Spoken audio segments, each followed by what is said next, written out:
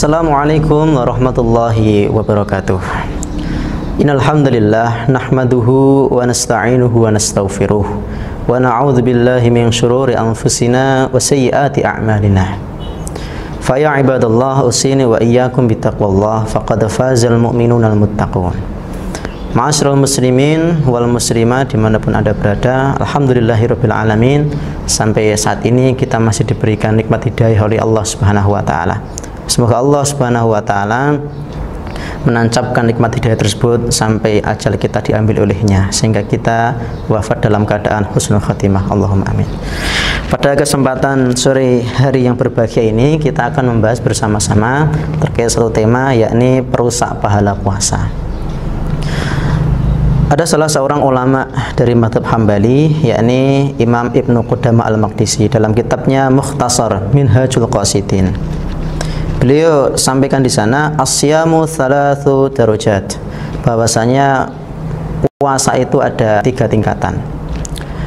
Yang pertama shaumul awam, puasanya orang awam. Puasanya orang awam itu yang bagaimana? Yakni yang al-imsaku 'anil akli wasyarabi wal jima', yakni puasa yang hanya sebatas mampu menahan diri dari makan, minum, atau yakni berhubungan badan suami istri.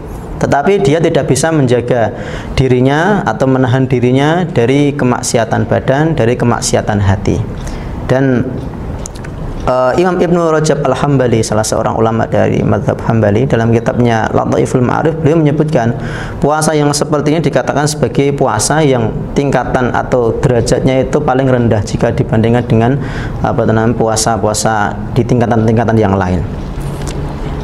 Kemudian di dalam sebuah kitab, yakni Fathul Bari, Imam Ibnu Hajar Al-Asqalani mengatakan bahwasanya mereka yang berada atau mereka yang berpuasa dengan yakni puasa di tingkatan ini, maka sesungguhnya puasanya tidak bisa dikatakan batal. Karena sesuatu yang bisa membatalkan itu hanya ada 3 saja, yakni ketika dia tidak bisa menahan diri dari makan, minum, dan jima atau berhubungan badan suami istri. Ketika dia melakukan kemaksiatan yang lain, maka hal itu hanya sekedar yakni merusak pahala puasa saja. Dan ada nanti tingkatan yang kedua disampaikan oleh Imam Ibnu Qudamah Al-Maqdisi, yakni shaumul a'dha atau yakni shaumul khawas, yakni puasanya orang yang khusus. Puasanya orang yang khusus ini adalah dia itu selevel lebih maju daripada yang pertama tadi, shaumul awam tadi, puasanya orang awam tadi. Dia sudah bisa menahan diri dari makan, minum, dan juga jima. Dan dia juga lebih daripada itu, dia bisa menahan diri dari anggota tubuh atau anggota badan yang ingin bermaksiat, sehingga dia bisa menahan diri ketika yakni matanya ingin bermaksiat, ketika tangannya ingin bermaksiat, ketika kakinya ingin bermaksiat, ketika lisannya ingin bermaksiat, dia bisa menahan diri. Yang seperti ini tentu puasanya cukup lebih bagus daripada yang pertama tadi. Adapun yang tingkatan yang lebih tinggi lagi, tingkatan yang lebih sempurna sehingga pahalanya lebih yakni melimpah lagi adalah dikatakan yakni shaumu khawasil khawas, yakni puasanya orang yang khusus dari yang khusus. Dan ini dikatakan atau seperti apakah puasa yang mereka lakukan ini adalah puasa yang bukannya sekedar menahan diri dari makan, minum, jima, dan juga menahan diri dari kemaksiatan anggota tubuh saja, tapi dia juga bisa menahan diri dari yakni hati yang ingin bermaksiat. Sedangkan kita tahu hati yang bermaksiat itu banyak sekali. Contohnya adalah yakni al-bukhl, yakni pelit, ada lagi al-jubn, yakni pengecut, ada al-ghil, yakni dendam, ada benci, ada iri, dan lain sebagainya.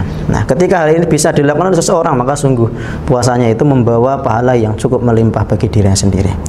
Dan hal-hal yang dapat merusak pahala puasa secara terperinci, Rasulullah Shallallahu Alaihi Wasallam setidaknya telah menyebutkan dalam 2 riwayat.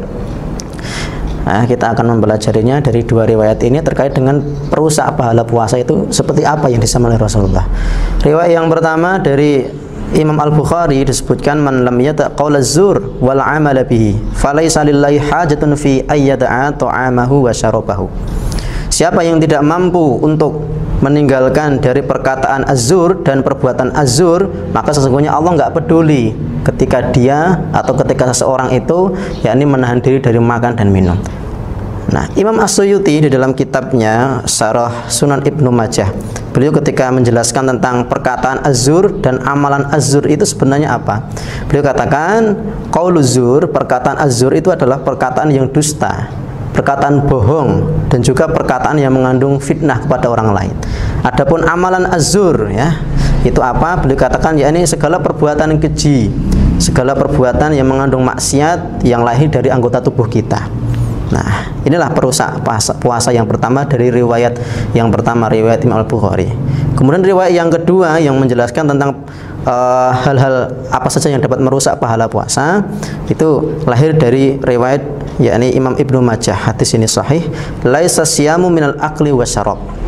Berpuasa itu bukannya sekedar yakni menahan diri dari makan dan minum saja. Innama siyamu minal lagwi warrafas. Akan tetapi berpuasa itu juga menahan diri dari al-lagwu dan dari ar-rafath. Apa itu al-lagwu dan ar-rafath? Di dalam kitab Fathul Bari, Syarah Sahih Al-Bukhari, Imam Ibnu Hajar membawakan sebuah komentar dari salah seorang ulama, yakni Al-Akhfashi. Beliau katakan, al-lagwu adalah al-kalamul ladzi la asla lahu, yakni sebuah perkataan yang sia-sia, yang tidak ada manfaatnya untuk dirinya di akhirat kelak. Adapun ar-rafath, nah, Imam Ibnu Hajar Al-Asqalani mengatakan, yakni wa yudlaqu 'ala ta'ridi bihi wa 'ala al-fahsyi fil qawli. Ar-rafas, perkataan ar-rafas itu adalah perkataan yang mengandung nilai yakni porno atau perkataan seks. Nah, begitu juga ya ini bisa dimaknai yakni wa 'alal fahsyi fil qauli, yakni perkataan-perkataan keji, perkataan-perkataan kotor, atau dalam bahasa kita sehari-hari namanya perkataan misuh. Nah, ma'asyiral muslimin wal muslimat rahimakumullah. Inilah yang disampaikan oleh Rasulullah SAW sekaligus sebagai yakni kekhawatiran beliau kepada hamba-hambanya ketika mereka menginginkan yakni pahala puasanya itu sempurna, tetapi dia masih menjalankan hal-hal yang terlarang, maka hal itu dapat mengakibatkan pahala puasanya rusak atau yakni tidak mendapatkan pahala sama sekali. Oleh karena itu, ayol ikhwah wal akhwati fillah arsyadakumullah, mari kita jaga puasa kita agar puasa kita mendapatkan keridhaan dari Allah Subhanahu wa taala, sehingga kita mendapatkan pahala yang melimpah tersebut dengan cara yakni memperhatikan hal-hal yang dapat merusak pahala puasa tadi apa, dan kemudian kita ijawantahkan dalam keseharian kita. Semoga Allah Subhanahu wa taala membimbing kita untuk senantiasa dalam hidayahnya dan selamat berbuka puasa. Semoga Allah Subhanahu wa taala menerima pahala puasa kita. Syukran, jazakumullah khairan katsiran. Subhanakallahumma wa bihamdika asyhadu an la ilaha illa anta astaghfiruka wa atubu ilaik. Wassalamualaikum warahmatullahi wabarakatuh.